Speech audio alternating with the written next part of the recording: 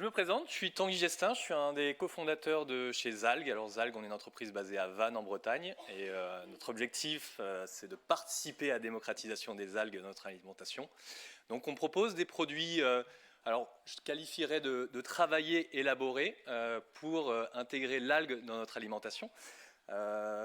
Et aujourd'hui, on va parler un peu de marketing. Alors c'est pas trop ma formation, hein, je suis ingénieur de formation et on va un peu trancher avec la présentation précédente. Mais l'idée, c'est que je puisse vous présenter un peu un ressenti marché, parce qu'aujourd'hui, nous, on vend des produits en restauration hors foyer et également au grand public, de qu'est-ce qui nous revient du marché sur les craintes par rapport à la consommation d'algues et comment le fait d'innover permettrait de les lever. Alors je dis permettrait parce qu'on n'y est pas encore, hein, on n'achète pas des algues partout, mais en tout cas c'est de vous donner un peu, un peu d'ouverture de chakra sur les algues en tant que produit sur un marché, comment on peut réussir à l'intégrer. Les algues, on va commencer par des petites images, mais en fait, grosso modo, il va y avoir deux un peu projections. La projection, alors on est entre Bretons, mais la caricature du Parisien qui vient se baigner en vacances sur nos plages et qui va toucher du bout du pied une algue. Donc ce côté un peu gluant. Et nous, en tant que Bretons, produits du terroir, voire produits parfois un peu folkloriques, traditionnels, qu'on intègre un peu à toutes les sauces. En tout cas, on essaye d'intégrer à toutes les sauces. Donc vraiment deux regards. Mais si on va un peu plus loin, c'est de se dire, c'est d'essayer de comprendre aussi un peu une dynamique un peu mondiale autour des algues. C'est vrai qu'en France, alors si je reste sur le côté un peu breton, les algues on connaît, on a plus de chances d'en manger ici qu'à Strasbourg. Mais quand on regarde à travers le monde, en fait, les algues, c'est pas un nouvel aliment comme souvent on fait le contrat, on fait l'opposition algues-insectes. Alors souvent on parle des micro-algues, mais on met un peu tout dans les algues à ce moment-là. Mais en fait, contrairement aux insectes, les algues, on en consomme déjà à travers le monde et en quantité. Je donne juste l'exemple quand même du Japon, hein, qui va en consommer 8 kg par an et par personne, ce qui correspond alors à 10% de notre consommation de viande, hein, ce qu'on a vu tout à l'heure, mais à quasiment à notre consommation de salade verte en France. Donc c'est un aliment qui est consommé, qui est intégré dans des alimentations. La question, nous, qu'on peut se poser en tant que Français, mais j'ai envie de dire Européens un peu au sens large, c'est comment c'est pas plus intégré, il y a une si faible consommation en Europe. En fait, c'est trois éléments. Un sont des craintes, donc voilà, on va les voir après, des questions d'usage et surtout une question de culture. On va voir, la France, on est assez particulier là-dessus, mais on a une vraie question autour de la culinarité. Crainte, goût et texture. On l'a vu tout à l'heure, l'image qu'on peut avoir des algues, c'est l'algue au bord de la mer qui est un peu gluante, qui va être collante, cette texture qui va être assez compliquée à travailler, et aussi cette question de goût, hein. Il y a un imaginaire, on va dire, c'est fort en bouche. Le premier pas qu'on a dans la consommation d'algues, c'est avec des algues séchées, et donc les algues séchées souvent très concentrées en aromates et assez fortes. Donc ça, c'est une des premières bases, c'est ces craintes autour des goûts et la texture. Deuxième, c'est l'usage. C'est-à-dire que même si j'ai des algues, je vais en consommer, comment je vais les utiliser ? C'est-à-dire, je vais acheter des algues frais salés ou même du sec, c'est comment je l'utilise, comment je l'intègre finalement dans les plats. Et le dernier, qui est quand même le plus important, c'est la culture, notre culture culinaire. Aujourd'hui, on n'a pas de plat un peu traditionnel dans lequel on va intégrer des algues, hein. On n'a pas un bœuf bourguignon aux algues, une blanquette de veau aux algues, ça n'existe pas. Donc, en tant que Français, et de manière un peu plus générale, autant qu'Européen, c'est quand même hyper important de ne pas avoir de choses sur lesquelles se raccrocher sur la consommation d'algues. Et les Français, vous savez très bien qu'on est très attachés finalement à avoir des plats qui soient constitutifs ou dérivés finalement de notre culture culinaire.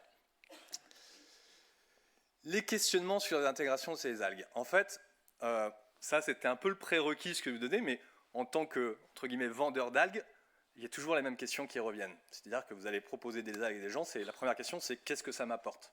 C'est-à-dire, si j'intègre des algues dans mon alimentation, qu'est-ce que ça va m'apporter d'un point de vue nutritionnel, d'un point de vue environnemental ? Donc ça, c'est vraiment un point clé sur lequel on doit répondre à chaque fois sur les algues dans un plat, c'est qu'est-ce que ça va m'apporter ? Le deuxième, qui est quand même assez marquant finalement dans notre culture culinaire, c'est qu'est-ce que ça remplace ? On a l'impression qu'on va intégrer les algues, ça va forcément prendre la place de quelque chose. Nous, ce qu'on aime bien dire, c'est on ne va pas forcément substituer ou remplacer quelque chose, mais on va diversifier, on va proposer des alternances. Donc ça, c'est un point clé qui va tout le temps revenir sur si vous prenez la place, notamment un type de produit, voilà, où est-ce que ça se positionne. Deuxième, qu'est-ce que ça donne en goût? Comment je vais l'intégrer en termes de goût dans mon assiette? Est-ce que ça va être fort? Est-ce qu'on est plutôt sur des produits de la mer? Est-ce que ça va fonctionner avec du végétal, avec du carné également? Donc ça, c'est la question du goût. Deuxième, quand on a franchi un peu tous ces éléments, et là je parle du consommateur final, c'est où est-ce que j'en achète, comment j'en consomme. C'est-à-dire que même si on a réussi à convaincre avec tous ces éléments-là, la question se pose toujours du moyen d'acquisition des algues pour ces consommateurs. Et enfin, une des questions qui arrive vraiment qui arrive en dernier, mais qui est quand même importante, c'est comment sont-elles produites? Quelles sont les qualités? On parle du bio, pas du bio. Après dérivent toutes les questions autour des pollutions. Donc voilà, ça c'est un peu les questions qui vont revenir à chaque fois qu'on va parler d'algues, présenter les algues auprès de consommateurs. Et en fait, la consommation d'algues, j'aime bien cette slide-là parce qu'elle est un peu chargée, mais grosso modo, il y a deux marchés. Il y a aujourd'hui beaucoup de gens ont déjà consommé des algues par le biais de la consommation asiatique. Par exemple, si on fait un petit sondage, qui est-ce qui a déjà mangé des makis à main levée ici, maki, sushi? Et on a 90% de la salle qui a déjà mangé des algues. Qui est-ce qui a déjà mangé des algues hors cuisine asiatique? Un peu moins. Alors on est en Bretagne, un peu moins. Mais en plus, on n'est pas forcément sur le bon truc. Mais voilà, d'un point de vue français, finalement, le premier vecteur de consommation des algues, ça va en tout cas la première porte d'entrée sur les algues, c'est sur la cuisine asiatique. Donc c'est assez intéressant parce que c'est un marché qui est quand même mature. Aujourd'hui, le troisième plat le plus consommé en France à emporter, ce sont les sushi maki. Donc vous prenez les stats de Deliveroo, Uber Eats, tout ça, troisième plat, c'est les sushi maki. Donc c'est un beau vecteur d'intégration des algues et des algues françaises dans notre alimentation. Sur la partie cuisine occidentale, ce qui est intéressant, c'est qu'il y a un peu moins de consommateurs, en tout cas c'est moins une porte d'entrée, mais ça correspond à des tendances de consommation. Par contre, le biais sur ces produits-là, c'est que la façon dont ils sont consommés, c'est quasiment toujours les mêmes. Hein. Ça va être du tartinable, des condiments ou des produits bruts. Donc les axes de développement de la consommation, alors c'est en aucun cas c'est ouverture de chakra, hein, je ne fais pas un cours là-dessus, c'est vraiment de se dire comment on peut les intégrer. L'idée pour nous, c'est qu'il y a trois axes. Il va y avoir un axe usage-produit, c'est-à-dire que c'est intégration des algues comme un ingrédient, travailler sur l'usage des algues, comment on peut faciliter, lever les freins à la consommation par des usages et des produits. Le deuxième, qui est quand même assez clé, c'est le marketing, c'est comment on en parle, comment on éduque, comment on arrive à attirer le consommateur sur des algues, qu'importe finalement l'usage et le produit, hein, les deux vont de pair, mais ça peut être aussi sur des produits secs. Et le dernier, c'est des choses que potentiellement n'existent pas, ou en tout cas qui vont se créer, c'est les nouveaux marchés. J'aime bien citer ce cas notamment de tous les substituts de produits de la mer. On va utiliser des algues de temps en temps pour la partie un peu aromatique, mais il y a d'autres marchés, ça a été évoqué dans l'une des premières conférences tout à l'heure sur intégrer des algues pour compenser finalement un bilan avec un autre produit, on va dire, d'origine animale. Donc il y a de nouveaux marchés sur lesquels les algues peuvent s'intégrer. L'idée sur les slides suivantes, c'était de vous montrer un peu, alors pas en France, mais à l'étranger, vous montrer les typologies de produits qui vont exister et comment ils sont un peu en avance sur nous. Ils ont intégré finalement ces trois éléments-là que je viens de vous citer. Deux marques qui vont l'intégrer plutôt cœur d'assiette sur une consommation plutôt fast-food. Aqua, une marque américaine qui a été un des premiers à faire ce qu'on appelait des jerky, c'était de la viande séchée, mais ils faisaient la même chose avec des algues. Ils faisaient des algues séchées, donc c'est un format de consommation américaine, vous voyez, de viande séchée. Et ils ont lancé un kelp burger, donc kelp c'est le kombu, on va dire, avec une notion très marketing. Ils ont même fait des dérivés pour les enfants avec des associations de Bob l'éponge. Donc voilà une façon d'intégrer les algues entre usage produit, mais également marketing. Seaweed Burger, alors, ils sont un peu plus proches de nous, ils sont en Hollande. Alors, ils jouent sur le côté weed, alors c'est la Hollande et pas de seaweed, mais ils font des produits plutôt simili-viande à base d'algues. Donc c'est intéressant, c'est que quel burger, on va avoir 20-30% d'algues. Seaweed Burger, on est plutôt à 5-7% d'algues intégrées. Donc ce n'est pas forcément le premier produit constitutif, mais c'est en tout cas un des éléments. Deuxième cas d'étude, c'est un peu, alors là on a des entreprises Shore qui est écossais, Seaman qui est au Danemark, Sikarones qui est en Espagne et 12 Ties qui est aux États-Unis. Le mode d'intégration des algues et de consommation d'un nouveau produit, souvent, c'est par le snacking aussi, hein, c'est de pouvoir partager des produits, de les avoir, finalement, on ne va pas être cœur constitutif d'assiette, mais on va pouvoir le partager. Ça n'engage pas un repas avec 10 amis d'avoir cuisiné des algues et d'avoir raté son menu. Là, on a un paquet de chips et on va le déguster ensemble. Donc, ils ont tous travaillé sur des technologies plutôt d'extrusion, dans lesquelles on va intégrer des algues en plus ou moins forte quantité. Donc là, il y a une intégration d'algues et marketé en termes d'algues sur l'ensemble de ces produits. Donc c'est assez intéressant parce que vraiment, c'est vraiment un des premiers pas. Et on arrive en fait finalement à découvrir l'algue de manière totalement intégrée sur un produit plutôt gourmand. Alors je ne parle pas de snacking sain hein, ou de clean label, là je ne sais pas, hein, mais en tout cas ça reste du pur snacking. Hein. Une autre entreprise, il me semble, qui est hollandaise, qui existe depuis un petit bout de temps, eux ils ont intégré l'algue en tant que vraiment produit très, très brut, mais avec des fonctionnalités et des substitutions. Alors, notamment, ils avaient lancé des produits donc, à partir de Dulse pour remplacer le bacon. Donc, côté un peu fumé, qu'ils allaient frire, et on intégrait ça comme du bacon. Donc, couleur un peu du bacon, un peu en amont, mais en tout cas d'apporter ce côté un peu fumé en termes d'usage. Et après, ils ont intégré les algues dans des chips, toujours à côté snacking, dans des wraps, dans des pâtes. Voilà. Donc ça, c'est aussi une façon d'intégrer l'algue de manière assez brute en pensant sur des substitutions de produits sans qu'on ait de l'ultra-transformation, vraiment des choses qui soient différentes. Donc ça, c'est plutôt des entreprises américaines. Là, ils intègrent l'algue sur des produits qu'on va retrouver un peu plus classiquement en France, mais il y a des notions un peu plus américanisées. Hein. On a un ketchup aux algues, on va avoir des salades d'algues, des sauces, des pickles. Donc voilà, ça c'est des entreprises américaines. Donc ces entreprises américaines, elles sont assez intéressantes parce que souvent c'est des producteurs. En fait, ils produisent eux-mêmes en fait, leurs algues et ils vont essayer de les vendre sous différents formats. Ils avaient même, alors Atlantic Sea Farms avait lancé des cubes à smoothie. Alors ça aurait pu être un projet YouCook ou un projet Ecotrophelia, d'avoir des cubes qu'on réintègre finalement avec une phase liquide pour faire des smoothies à base d'algues. Donc là, c'était cranberry algues, etc., etc. Ils appelaient ça Kelp Cube. Et enfin, un des derniers marchés. Alors, à prendre avec des pincettes, parce qu'il va y avoir un peu de tout dans ces produits. Il va y avoir des produits qui vont utiliser des macro-algues vraiment pour l'aspect aromatique, mais la plupart vont plutôt utiliser la micro-algue sur la partie plutôt texturation. On va retrouver Betafish, je crois qu'ils sont allemands, ils font du photon et je crois qu'ils intègrent des algues pour la partie aromatique. Sea Bloom, là vraiment aspect macro-algue pour la partie aromatique également. Revo Food, alors il n'y a pas beaucoup de macro là-dedans, c'est du faux saumon fumé, je crois même en impression 3D, mais ils ont quelques arômes à base de macro-algues. Vegan Zister, là, qui fait aussi pas mal de produits, substitution de produits de la mer, ils intègrent les algues sur un certain nombre de leurs produits pour donner ce côté iodé, alors j'aime pas ce terme-là, mais ce côté iodé, ce côté marin. Donc voilà un peu finalement le panel de ce qu'on peut faire autour des algues un peu à travers le monde, soit sur un usage de produits, soit sur un usage purement marketing ou de nouveaux marchés. Mais nous, en fait, chez Alg, ce qu'on a retenu vraiment sur l'adéquation au marché français, c'est deux choses. C'est les nouveaux usages, c'est-à-dire qu'il faut travailler sur les usages, c'est-à-dire comment on intègre l'algue pour que ce soit facile à préparer, que ce soit simple, on n'ait pas 10 000 questions à se poser pour comment on va l'intégrer dans un repas, dans un ensemble de repas, et de travailler sur le goût et la texture. Le point clé vraiment pour intégrer les algues, notamment sur la France, c'est la culinarité. D'autres pays sont moins friands de culinarité, hein, les Allemands, les Anglais, on va dire c'est plutôt l'aspect fonctionnel dans un premier temps. En France, on va être plutôt sur la culinarité. Et nous, vraiment, c'est ces deux aspects-là sur lesquels on travaille chez Alg, c'est de se dire comment on intègre l'algue, facile, pratique, et en même temps, comment on travaille le goût pour que ça corresponde en fait aux besoins du marché. Donc, par exemple, nous, on a développé des bâtonnets croustillants aux algues. Alors, on revient un peu sur ce format un peu snacking, mais l'idée, c'est d'avoir un produit qui soit facile à consommer, qu'on intègre avec des usages qui soient connus. L'idée, un peu derrière, c'était le poisson pané. Hein. Il y a des années, comment on a consommé du poisson pané. Pourquoi on a consommé du poisson, on a réussi à faire consommer du poisson à nos enfants. C'est qu'on a apporté de la texture, de la gourmandise, de la croustillance.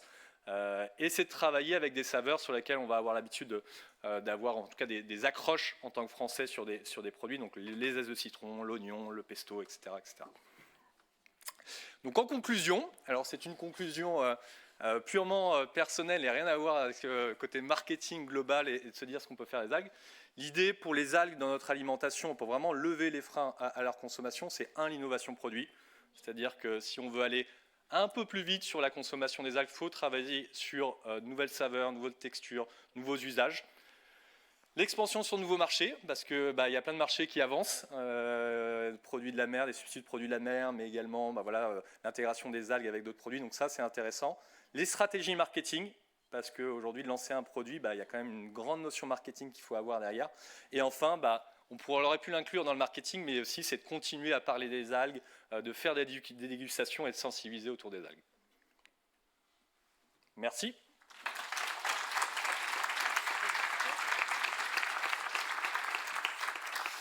Merci beaucoup. Est-ce qu'il y a des questions dans la salle? Oui. Oula, il y a plein de questions, j'arrive. Je crois qu'on ne s'attendait pas à des questions.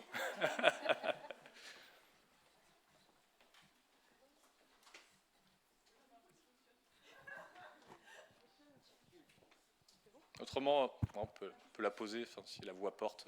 Je veux bien juste qu'on lève la main pour me... Ah.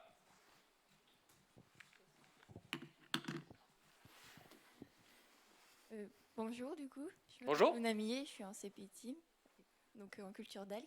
Et je reviens juste sur votre réticence sur le terme iodé, du coup. Je voulais que, si vous pouvez le développer, pourquoi avoir précisé tout à l'heure En fait, le terme iodé, quand on discute avec des gens, déjà, iode, c'est aussi un des éléments d'un point de vue nutritionnel qu'on va intégrer dans le produit. Donc, souvent, les gens vont dire c'est trop iodé, mais en fait, on n'a jamais caractérisé quel était le goût iodé.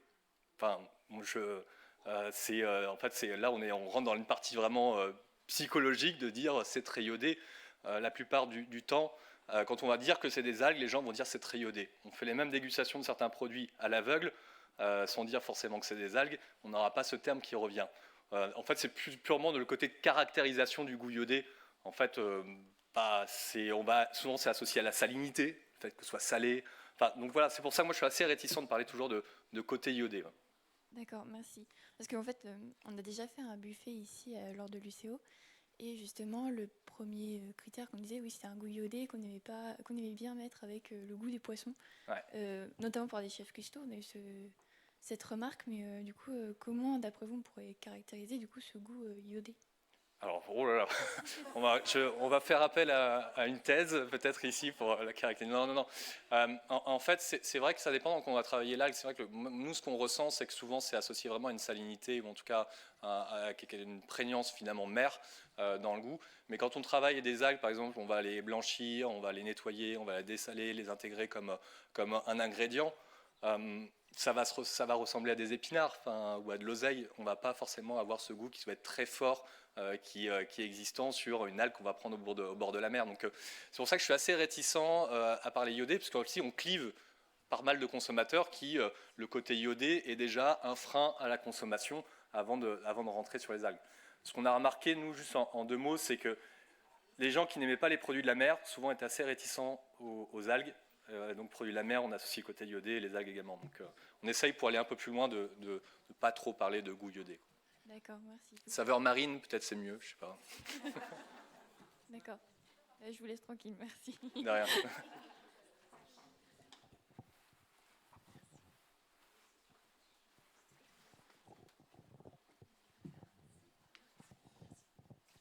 Bonjour, Béatrice Georges, enseignante en BTS diététique. Moi, c'est par rapport à votre proposition de bâtonnets croustillants aux algues. Est-ce que vous, lors de l'élaboration de vos produits, vous associez en fait, par exemple, des diètes pour avoir un petit peu leur avis sur l'aspect nutritionnel ? Alors, dans notre mode de fonctionnement, on va plutôt partir de la cuisine. On travaille plutôt avec des chefs dans un premier temps. Le critère un peu clé déjà, c'est la culinarité. Il faut que ce soit bon. De toute façon, les gens ils reviennent parce que c'est bon, pas parce qu'on a un Nutri-Score A. Ça peut être un vecteur d'achat, le Nutri-Score, mais c'est pas pour ça qu'on y va. Non, on va travailler, on a des équipes R&D, après on va formuler, on va faire une première formulation qui va être plutôt dédiée culinarité, et après on voit ce que ça donne, et après derrière on améliore pour être au nutritionnellement le plus intéressant. Par contre, un des prérequis, et ça revient à ce que je disais tout à l'heure sur la partie clean label, l'idée c'est pas d'enrichir le produit, on parlait de protéines, quand on va utiliser 50% d'algues, les protéines, ça passe, qui va ressortir en premier dans le produit. Donc on essaye de ne pas aller chercher avec d'autres ingrédients l'aspect protéique. Mais c'est en tout cas, la partie nutritionnelle, c'est un des axes, c'est plutôt, voyons, est-ce que c'est bon, qu'est-ce que ça donne, et après comment on peut améliorer, mais c'est pas le premier axe en tout cas pour nous. D'accord, merci.